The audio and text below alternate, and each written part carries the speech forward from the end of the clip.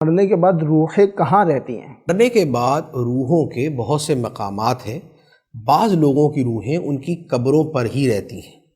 اور بعض گناہ گاروں کی روحیں جو ہیں یہ یمن کا ایک نالہ ہے، کنواں ہے، وہاں پہ رہتی ہیں، اور نیک لوگوں کی ایک تعداد ہے کہ جن کی روحیں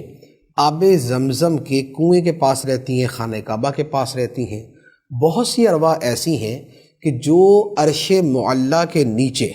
اعلیٰ علیین کا جو مقام ہے وہ وہاں پر رہتی ہیں، اور جو شہیدوں کی روحیں ہیں ان کے بارے میں فرمایا گیا کہ وہ نورانی جو ہے وہ قندیلوں میں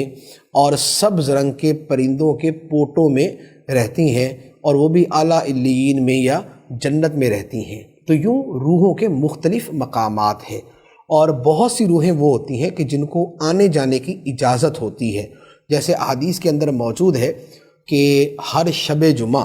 جمعرات اور جمعے کی درمیانی رات کو روحیں اپنے گھروں کو آتی ہیں۔ اسی طرح شب براءت کو روحیں اپنے گھروں کو آتی ہیں اور آ کے فریاد کرتی ہیں کہ ہمارے لیے ایصال ثواب کرو۔ تو یوں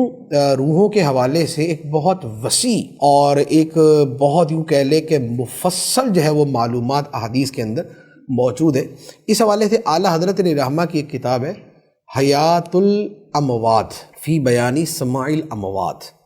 تو اس کتاب کے اندر اس حوالے سے بہت مفصل مواد موجود